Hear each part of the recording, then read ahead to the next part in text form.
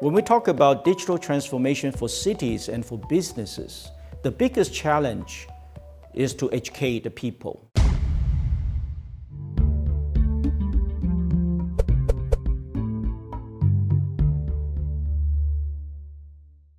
Olá, eu estou aqui com Walter Fang e ele é vice-presidente da empresa de tecnologia iSoftStone. E claro, você pode acompanhar o Brasil nas redes sociais, @canal Brasil no Facebook e no Instagram. Mr. Fang, thank you very much for being here, talking to us. Thank you. It is my great honor and pleasure to be It's interviewed. our pleasure. Mr. Fang, technology can boost development and national integration. And Brazil is a large country, like China, but the internet there in Brazil is very expensive, and in some regions almost non-existent. How important for the development of a country and infrastructure network? It is extremely important. If I can quote Michael Porter, who talks about the prosperity of a region or a country, as you know that he is a master for competitive strategies. And he said that to develop the regional prosperity, you got to have productivity. And productivity came from innovation. But you need to have the basic infrastructure, and the innovation is basically driven by technologies, especially today. The internet, or behind the internet, the digital technologies such as cloud computing, big data, mobility, even Internet of Things, as well as artificial intelligence. All these technologies will drive productivity, drive productivity or competitiveness, and the productivity will foster or make the region or the country prosperous.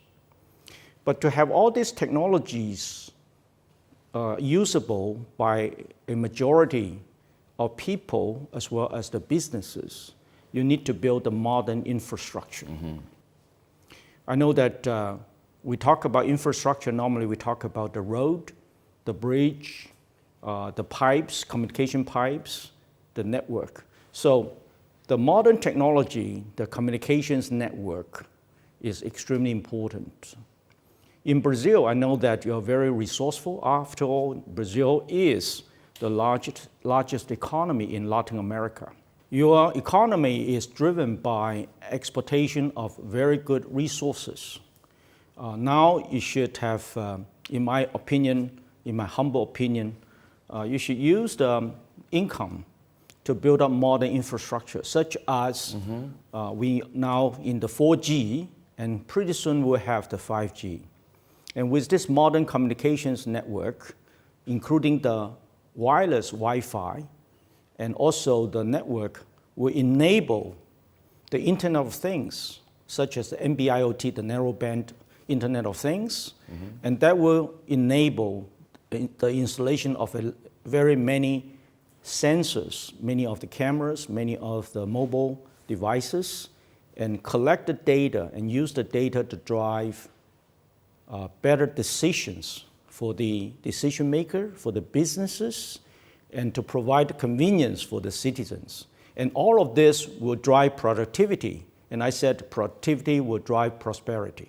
Brazil's government announced a large program of privatizations, the energy sector, railroads, roads, airports.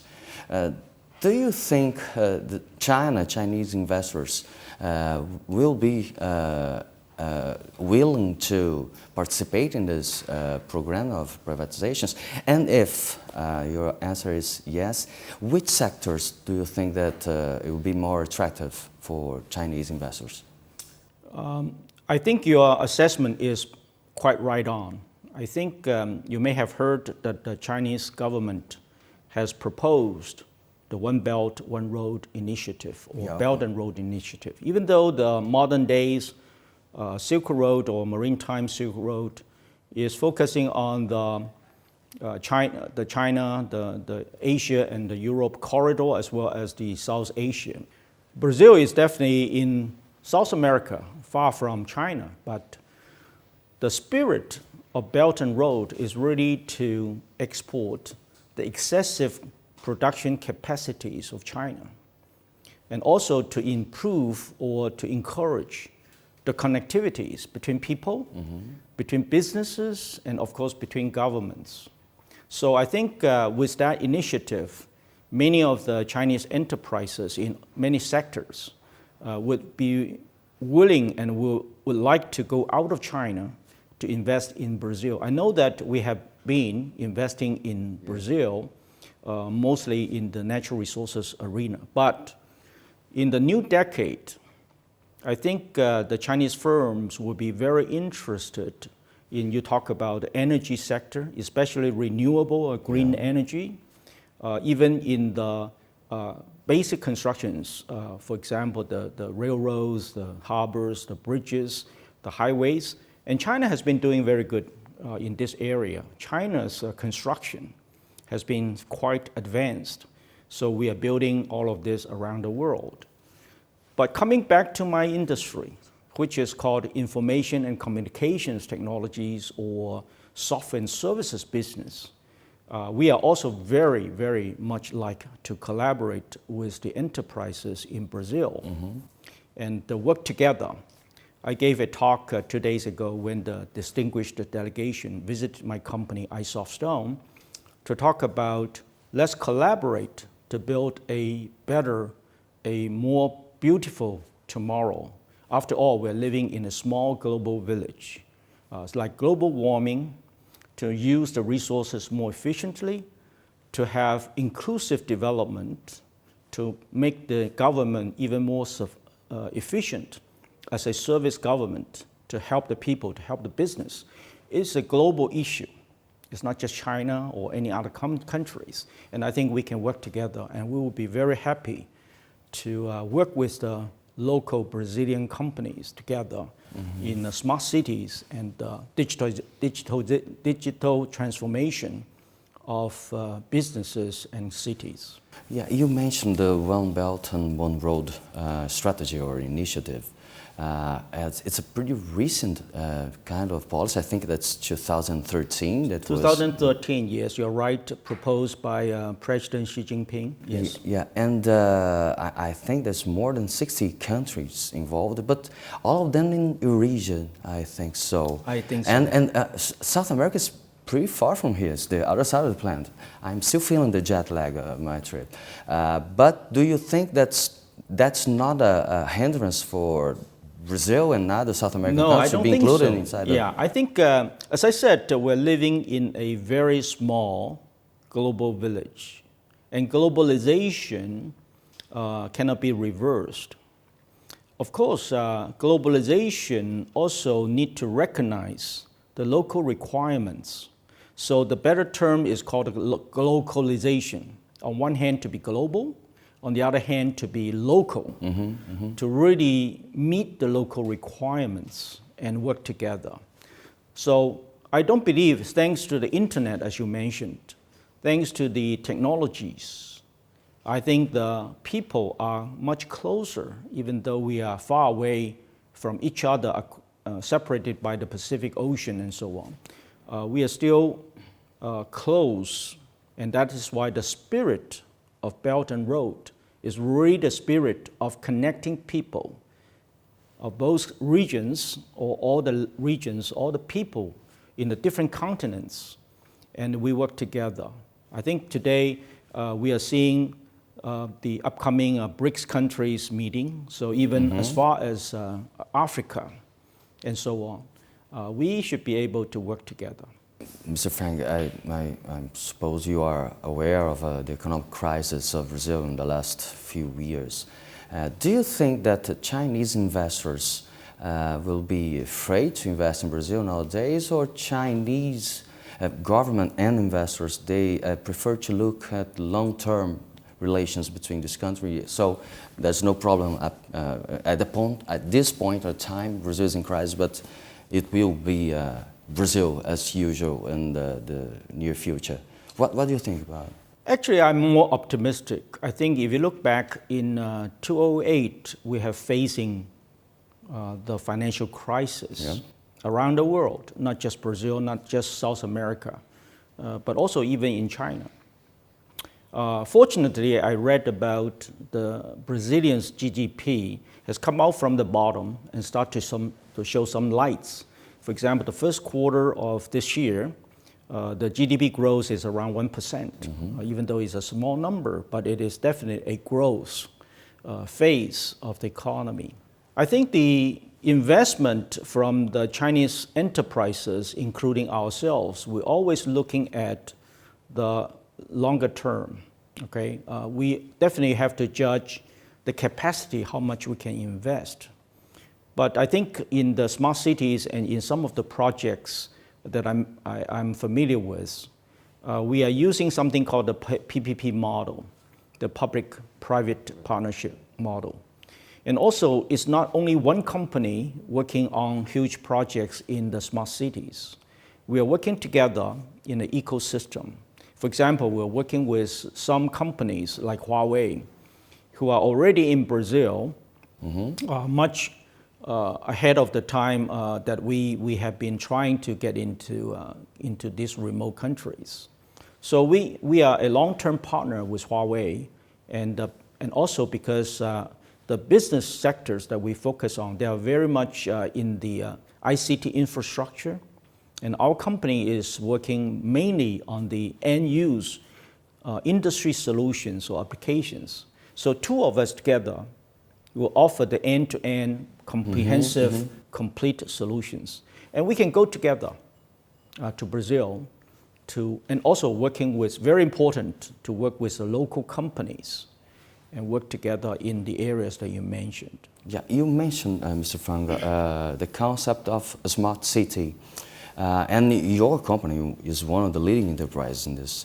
But what is a smart city? It's a new idea there in Brazil. It's not some kind of concept that is very known there. What is a smart city?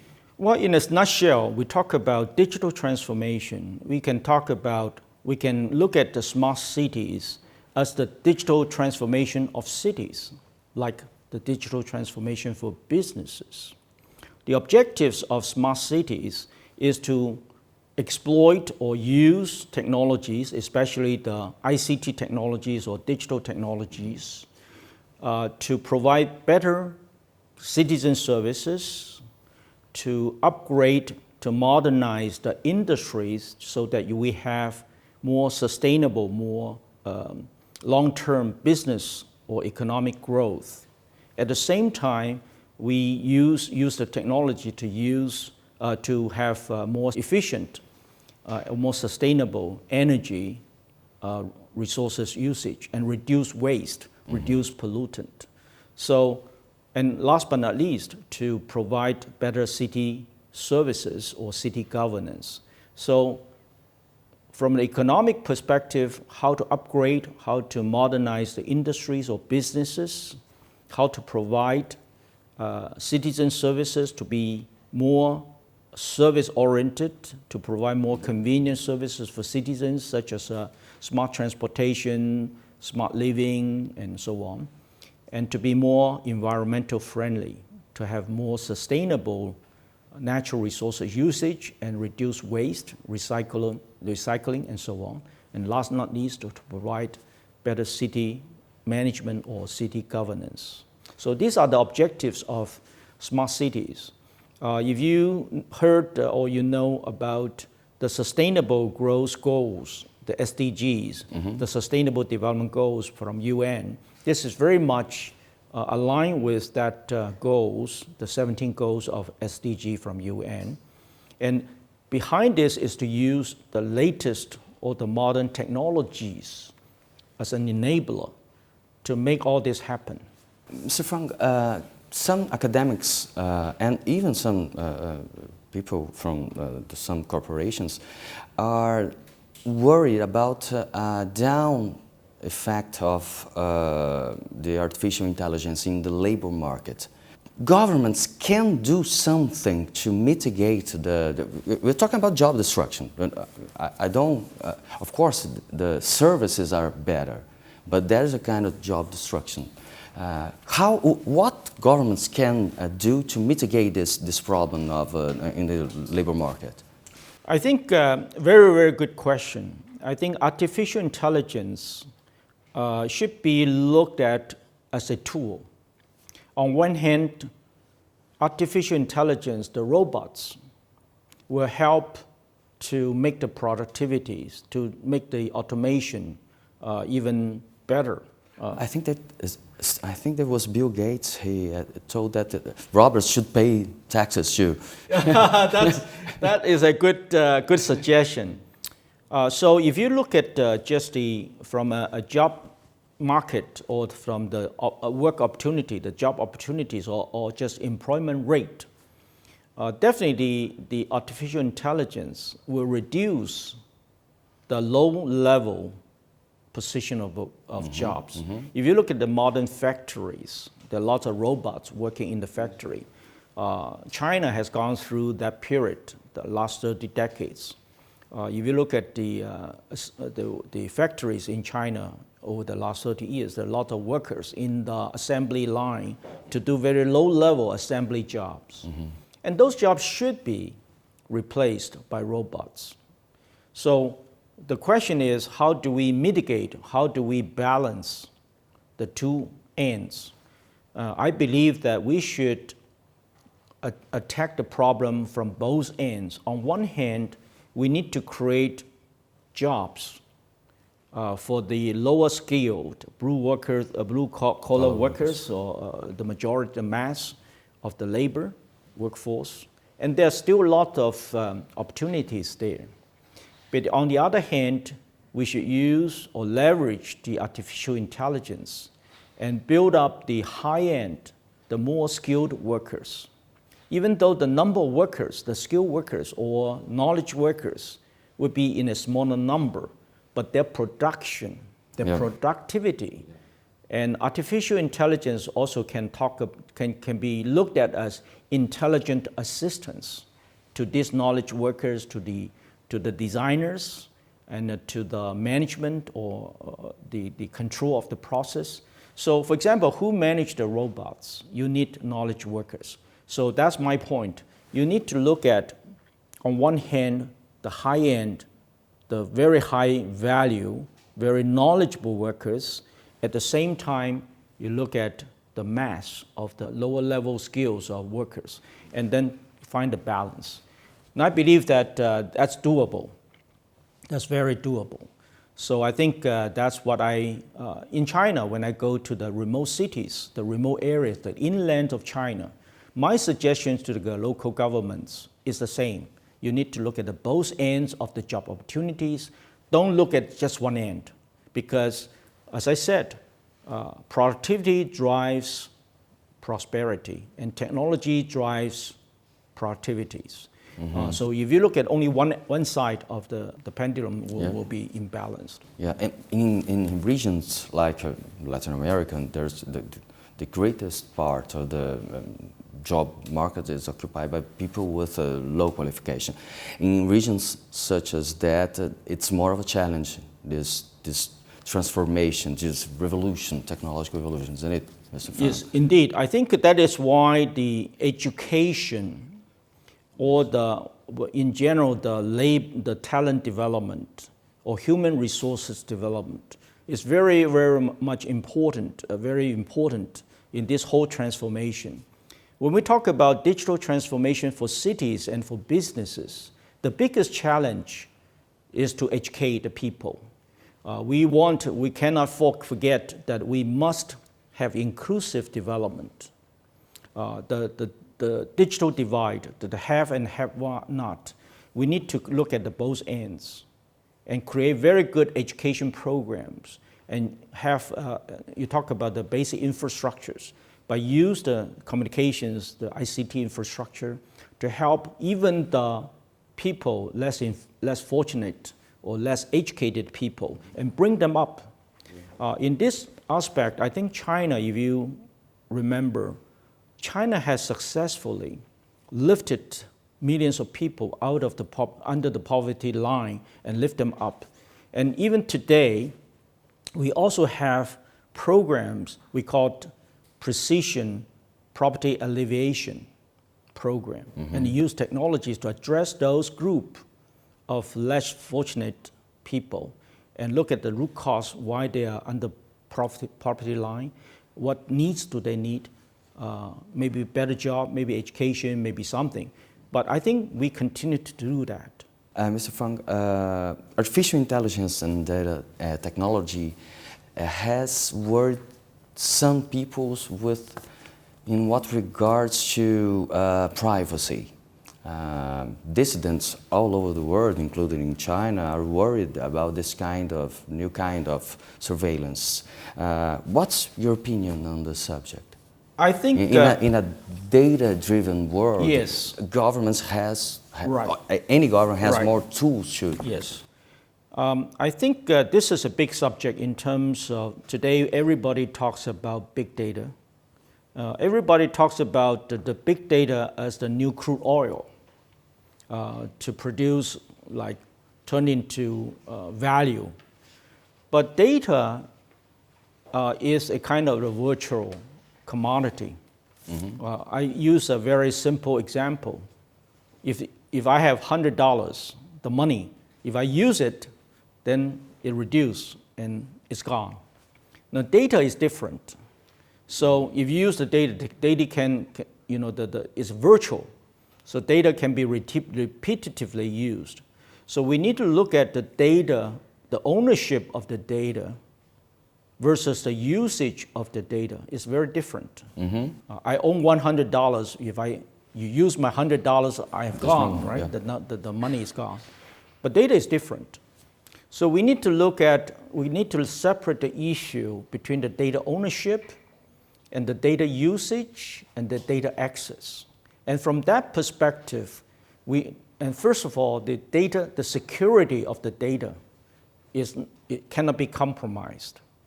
Cybersecurity or the data security is mandatory as a prerequisite. So when we talk about open data, it's a gradual process. And second thing is that when related data, aggregation of data will create new value. So that's very different from the physical commodities. Now, after saying all of this, related to security, which talk about who can access the data, what can be accessed, it's very important to also look after people's privacy. And again, cannot be compromised. So the good thing is that we can use the data characteristics or the attribute to remove the identity of the people's identity and all the personal attributes, and just use the general characteristics of the relevant data and use that data for the right purpose. Okay. So net of this is that privacy cannot be compromised. Data ownership should be looked after, and data security is also the prerequisite when we're talking about how to utilize the data for better decisions, to have better insights. And you mentioned earlier your enthusiasm with green energy and green technology. Do you think that Latin American countries should become players in the world regarding green energy and green technologies? Absolutely. I think even though today South America, your neighboring country like Venezuela and so on, are very rich in terms of petroleum and things like that. But also you have the largest rainforest in the world. So I think after all, as I said, we have only one globe. We have only one globe. So we need to focus very much as we develop, as economic development, learn from China. Like China has gone through a period of very rapid double-digit GDP growth, but sometimes at the expense or created some side effect, not so good impact on the environment. I believe that we have in the last 30 years, we have used too much of natural resources and produced some pollutions affecting the environment. So I think for Brazil, I think there's a lot of opportunity thanks to the new energies, technologies, the green energy or renewable energies technologies. We can continue to boost economic development while to be more friendly to the environment, to have a smarter ways to use the natural resources. Transportation, it's a huge problem in large cities like Pequim, Beijing, Shanghai, yes. or São Paulo and Rio de Janeiro in Brazil. What technology can do to transform this reality of the big cities? Actually, we're improving and again use the technologies. For example, today digital economy is also characterized by sharing economy, platform economy. So in terms of sharing economy, you see all the sharing bikes here in Beijing. Yeah, it's an amazing project. The sharing automobile and so on. So I think by better use of the data, the traffic pattern, and also try to have a very good innovative business model. For example, by car sharing, right? Yep. Or by sharing bikes, we reduce the number of cars on the road, for example. Also, the smarter ways to look at the traffic lights, the traffic patterns. Just before we have autonomous cars that they can drive themselves, then all of this data behind the traffic pattern will reduce the congestions of the traffic. So I think in Brazil, you have already done this very good in one of the cities. Curitiba, I think that's the city. Curitiba, yeah. You have a very good rapid bus transportation. So that's doable. You already prove, you have a very good proof of this is doable. Yeah. One last question, Mr. Fang. Chinese technological companies have a great relationship with universities. We are in the University of Beijing right now. In Brazil, there's a gap between university and industry.